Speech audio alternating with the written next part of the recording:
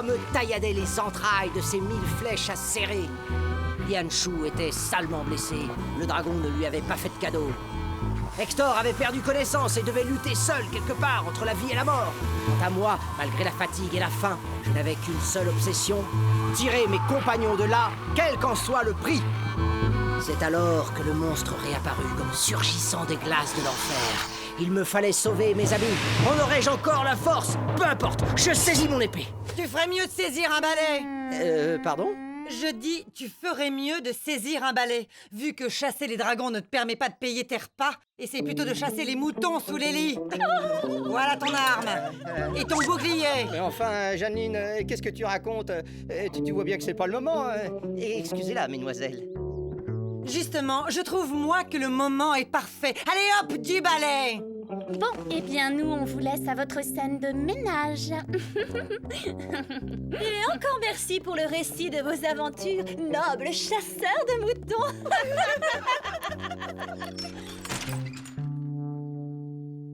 Ah bravo! Vraiment bravo! Je m'échine à attirer le client, je fais de la publicité pour mon honnête commerce, je démarche, je prospecte. Et toi, tout ce que tu trouves à faire, c'est m'humilier devant des employeurs potentiels. Mon œil, oui, je la vois bien, ta démarche. Monsieur Guisto fait le beau devant les donzelles, maintenant. Non mais pour qui tu te prends? J'ai compris, tu es jalouse. Moi? Je n'ai aucune raison d'être jalouse. Qu'est-ce qu'elles ont de plus que moi, ces guenons? De plus? Oh, pas rien, mais de moins, laisse-moi deviner. Une trentaine d'années et autant de kilos, peut-être? Oh, le nabo! Parasite! Mégère! Picassière! Tortionnaire! Fainéant! Possessive! Tu t'excuses sur le champ ou je te mets dehors avec ce balai! Ah, ne compte pas là-dessus, parce que je ne resterai pas une seconde de plus dans l'antre d'une dragonne jalouse. Hey!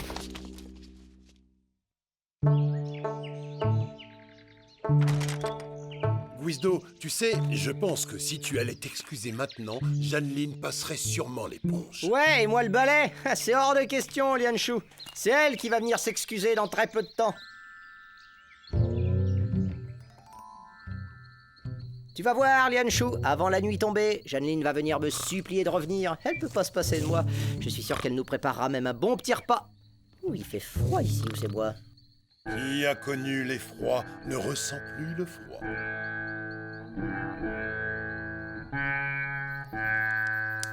Elle va venir. Je connais les femmes. Elle doit surveiller ses fourneaux, c'est tout. Elle a bien trop peur que je me fâche si le rôti est trop cuit, tu penses, hein?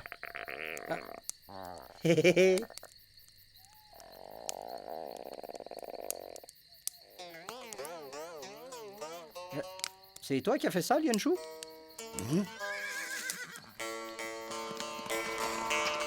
Oula, du feu de camp! Non, non, pas lui. Mais ne serait-ce pas l'ami Guisdo et Lian Shu, son redoutable compagnon? Vous ne faites donc pas étape à l'auberge du dragon qui ronfle? J'ai décidé de dormir à la Belle Étoile pour renouer avec la vraie vie de chasseur. La solitude du héros, le contact avec la nature, etc. Guisdo, gros bidon! Sage décision, rien ne vaut l'inconfort des forêts pour ragaillardir le brave. Acceptez-vous un vaillant chasseur comme compagnon de nuitée? Je vais installer mon camp près du vôtre et nous partagerons ma maigre pitance. Avec plaisir, mon vieux. Nous autres chasseurs, on est tous frères, hein? Vous pardonnerez la frugalité de ce souper, mais je n'ai pris des provisions que pour très peu de jours. Ça va, on s'en accommode. J'aurais préféré vous offrir davantage d'opulence pour ce repas d'adieu. D'adieu? Eh oui, un riche roi m'a offert la main de sa fille et ma mère m'a convaincu d'accepter car le temps est venu pour moi de penser à ma descendance. J'abandonne donc à regret la vie passionnante de chevalier errant. Ah, mais c'est excellent pour les affaires, ça! Enfin, je veux dire, c'est une bonne nouvelle. Toutes mes condoléances. Je veux dire, mes félicitations. Merci. D'ailleurs, vous qui êtes habitué au contrat, pourriez-vous jeter un œil sur celui-ci? Je crains qu'il n'y ait quelques vices de forme. Voyons voir ça. Le roi, sa fille, me prouvera sa valeur. Ça va? Non, tout est parfait. Attendez, il est dit que vous n'avez jamais rencontré ni le père ni la fille? Effectivement, toutes les démarches se sont faites par pigeon voyageur. Vu les distances, c'était plus pratique. Sur ce, une longue route m'attend demain et il est temps pour moi de rejoindre ma modeste paillasse. Le bonsoir, mes amis.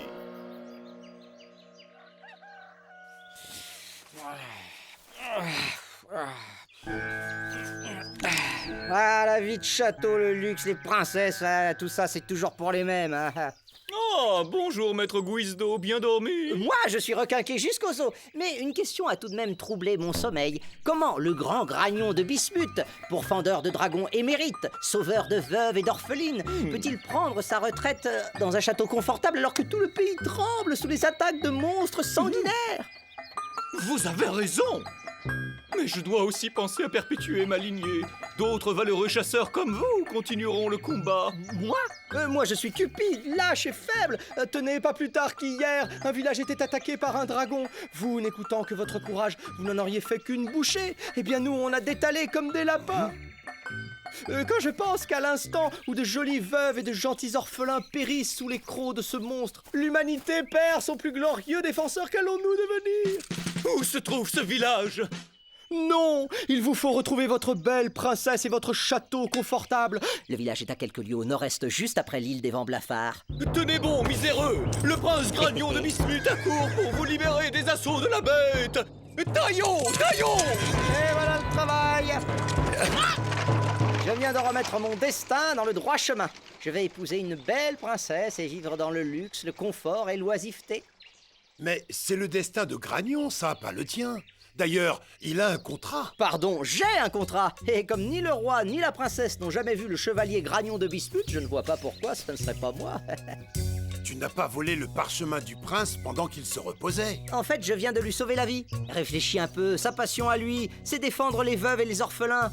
Or, s'il se mariait, la seule veuve qu'il ne pourra jamais défendre, ça serait la sienne. Et il en fera une maladie qui pourrait bien le tuer. Tu comprends, hein? Mais Guizdo, le jour où sa femme sera veuve, c'est qu'il sera mort. Oui, c'est bien ce que je dis. Hector, au Saint-Georges.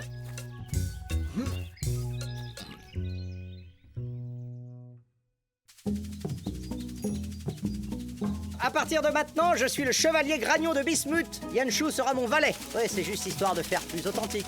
Hein, parce que dès que je serai marié, je te nommerai grand chasseur officiel du royaume. Et toi, Hector, tu seras mon chien de compagnie. Et attention, hein, un vrai chien de race. Tords pas Toto! Richesse et fortune, nous voilà! Tiens, voilà mon futur royaume, l'île de Radichon. Alors c'est vous, le vaillant chevalier Gragnon de Bismuth. Ouais, c'est bien moi. Salut à vous, roi Boudouin. Comment ça va, mon vieux? La princesse!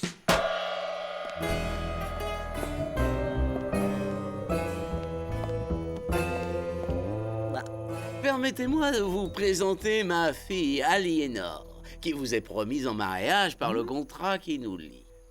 Vous ne ressemblez guère à ce que les bardes chantent à votre propos, chevalier. Où sont votre armure étincelante, votre regard vif, votre taille haute, votre port fier et altier, vos muscles saillants et votre langage raffiné? Oh, les bardes en font toujours des tonnes. Moi, je le trouve plutôt mignon. La fatigue et la faim, le froid me tiraillait, mais je n'y prêtais aucune attention. Ma seule obsession, c'était de tirer mes compagnons de là, quel qu'en soit le prix. C'est alors que le monstre réapparut, comme surgissant des glaces de l'enfer. Je devais sauver mes amis. En aurais-je encore la force? Peu importe. Je saisis mon épée et oxy la bête comme s'il s'agissait d'un vulgaire rôti. Oh, je ne doute pas que vous soyez aussi bon chasseur que conteur, chevalier de Bismuth. Ah, voilà ce que j'appelle une chambre. Et quel plumard! Non mais t'as vu ces draps? Et moi? Ah, mais Lianshu, tu peux pas dormir ici? Moi, ça me dérangerait pas, tu me connais. Mais un serviteur dans les quartiers princiers, ça fait désordre, tu comprends? Tu feras ton lit aux écuries. En passant, tu peux aller manger un morceau dans la cuisine. Tu dois avoir faim, hein? C'est gentil. Bonne nuit, Guizdo. Mais sire, Guizdo, si tu permets. Tu sais, signe avec moi, je te ferai grâce du protocole. Je suis un grand modeste, mais il faut que ça fasse vrai. Alors autant que tu en prennes l'habitude. Mais sire, Guizdo. Ça en jette quand même, hein?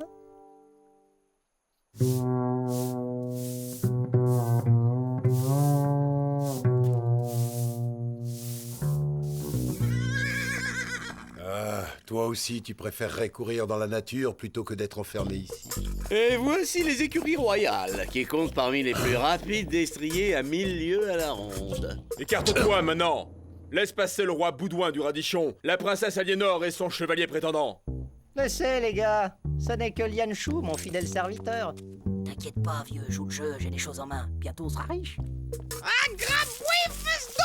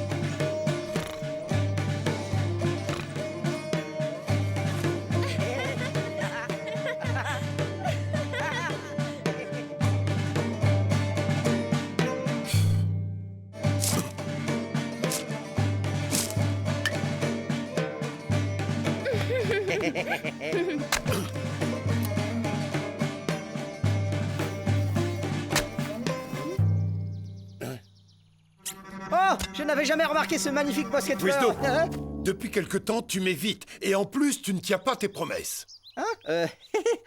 Allons, mon brave, quelle promesse un homme de mon rang pourrait-il faire à un serviteur rusto tel que toi? Écarte-toi, laquais. Excusez-le, très cher, mais les gens du peuple sont si grossiers parfois. C'est pas correct! Un grand grosse tête!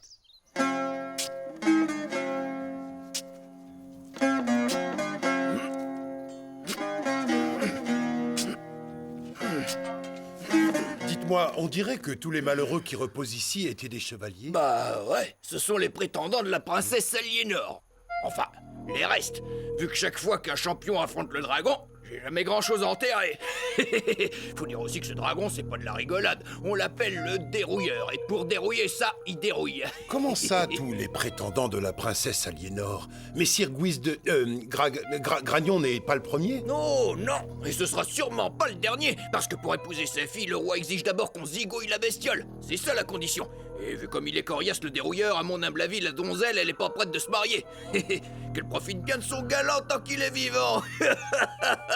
Mais l'avantage avec Messire Gragnon, c'est qu'il est ni trop gros, ni trop grand.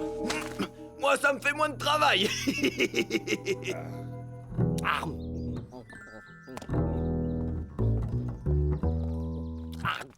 Mais qu'est-ce que c'est? Garde!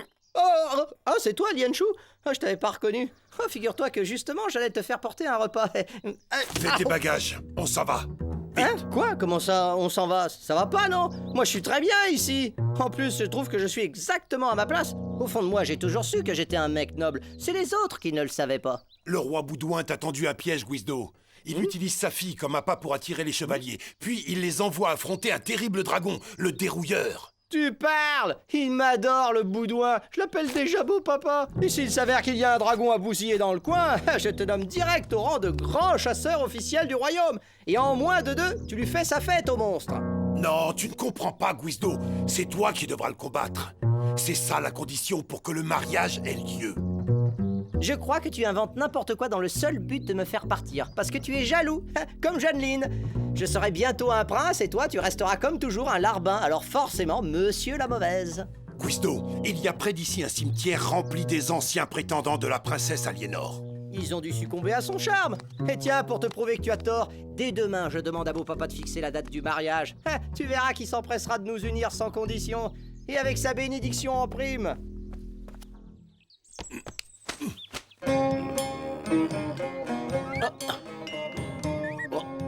Salut, Majesté.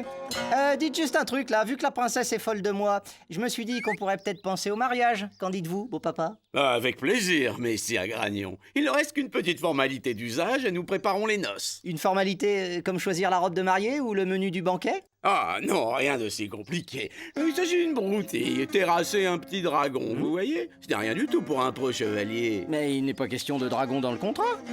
C'est article 13, alinéa 3. Le chevalier devra prouver sa valeur dans une épreuve désignée par le roi. Alors c'est décidé, le dragon. Donc vous tuez cette bestiole demain matin et on se reparle dans l'après-midi. Qu'est-ce que vous en dites, mon gendre?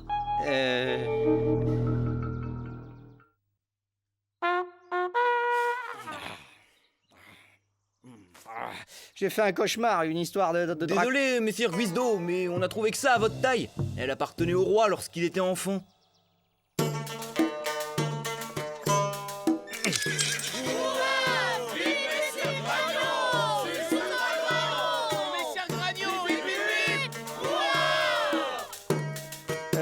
Lian Shu, dis-moi, on va chasser quoi au juste? Tout ce qu'on m'a dit, c'est qu'il vit dans le désert par là, et aussi qu'il dérouille. Mais ça, je ne vois pas ce que ça veut dire. Bon, alors voilà mon plan. On prend le Saint-Georges et on décolle pour l'auberge. Tant pis pour le mariage. Mieux vaut un chasseur vivant qu'un ex-futur prince mort. Je te rappelle que le Saint-Georges est resté au château.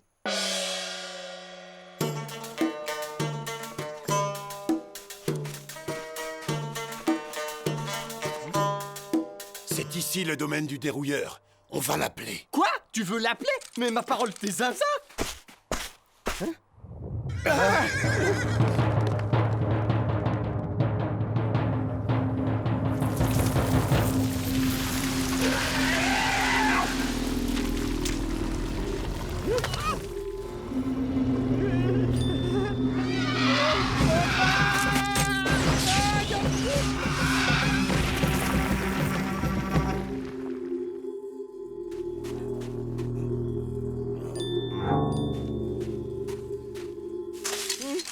facettes de mazout. C'est vrai qu'il dérouille. Mais oui, c'est ça l'explication. Au premier passage, le dragon dérouille l'armure. Au second, il la pulvérise. Et au troisième, il réduit en bouillie l'imbécile qui a eu la mauvaise idée d'être à l'intérieur. Ah, quelle Il horreur! faut le combattre. Maintenant, on connaît son point faible. Ah bon? Et c'est quoi, s'il te plaît? Il est allergique au beurre de cacahuète, peut-être? Il voit mal. C'est le soleil sur ton armure qui l'a attiré. Il ne repère que les mouvements et les éclats lumineux. Quoi? Tu veux qu'on reste là alors que je brille comme un gragnon, tiens? Oh, misère de misère. J'aimerais bien savoir ce qui m'a pris de prendre sa place. C'est pas juste. Normalement, c'est lui qui devrait se faire dérouiller la tronche en ce moment. Il suffit de la retirer, cette armure. Lorsque le dérouilleur la verra, il l'attaquera et nous pourrons agir à notre tour. Et ma pudeur, hein? Est-ce que quelqu'un y a pensé à ma pudeur, hein?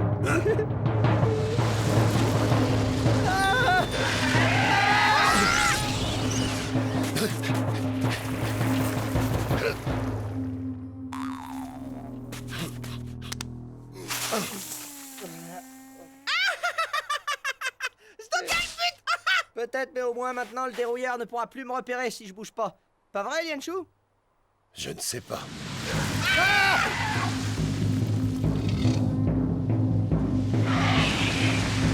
Il est myope comme une taupe, ce dérouilleur. Mais comment tu vas faire pour le combattre sans bouger, Lianchou? Guizdo, toi et moi, on grimpe sur cette dune et on se place derrière ce rocher. Se planquer derrière un rocher, ça me va, allons-y. Pendant ce temps-là, Hector, tu restes en bas. Tu attires l'attention du dérouilleur et tu cours très vite pour le mener sur la dune. Pomme d'Hector, tout le boulot! Un drapeau, il fait mon plan! Un drapeau fait peur!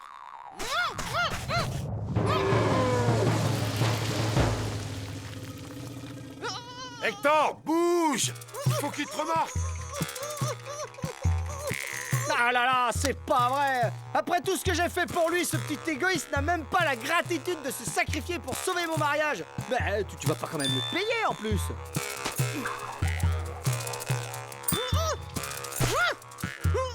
Ah! L'ingrat! Ça repousse pas, hein!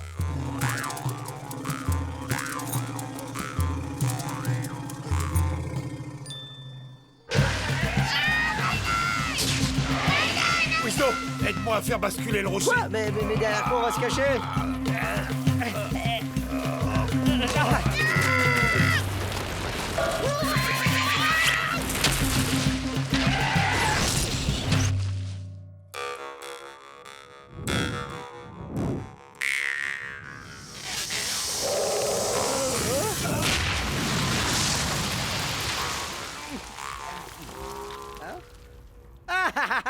Oh, quel parfait abruti ce dérouilleur! Il s'est auto-dérouillé!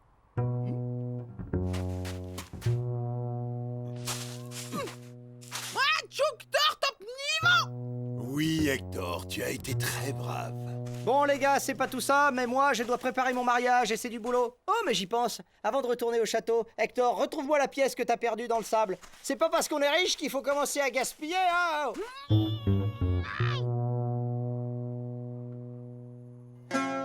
Mes amis, n'attendez rien de moins que d'être portés en triomphe. C'est moi qui vous le dis. J'ai longtemps erré par monts et par vaux cherchant en vain ce village que m'avait indiqué Guizdo le chasseur. Il devait hélas être déjà totalement détruit. J'y ai vu comme un signe me rappelant où était ma véritable place. Et j'ai galopé jusqu'à vous, belle princesse Aliénor du Radichon, ma promise. Oh, le voilà, le vil usurpateur, l'infâme faussaire. Mais beau papa, majesté, je viens de dérouiller le dérouilleur. Eh bien, il aurait mieux valu pour vous qu'il vous dérouille. Vous, mensonge, vol de documents royaux, usurpation de l'identité d'une personne de sang princier. Ce sont des délits très graves. Vous finirez vos jours au cachot. Papa!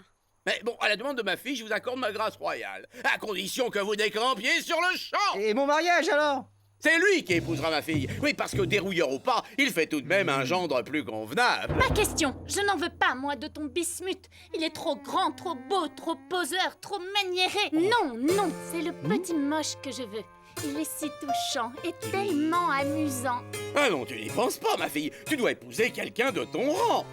Eh bien, dans ce cas, je renonce à mon rang, à mes titres, ainsi qu'à ma fortune. Quoi? Je ne comprends pas, Guizdo. Tu ne voulais pas épouser la princesse? Si, épouser la riche princesse. Mais une princesse sans royaume, c'est comme un contrat sans signature. Ça vaut rien de rien.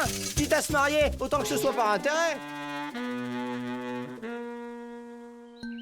Jeanneline, c'est vrai que je me suis un petit peu emporté, mais avec le stress, les soucis d'argent, tout ça, je crois que j'ai eu besoin de prendre le large, histoire de pouvoir faire le point. Et alors, il est fait ce point, oui ou non? Oui, après avoir vécu la vie de château et failli épouser une princesse de sang, je me suis dit que rien ne valait une simple auberge conviviale et accueillante. Surtout lorsque la patronne, en plus d'être fort sympathique, est un vrai cordon bleu. Parfait. Mais en attendant que je mette la table, va donc chasser quelques moutons sous les lits. Et les moutons? Oh, mais oui, bien sûr, les moutons. Tu te rends compte, Zaza? Il a renoncé à une princesse de sang rien que pour moi.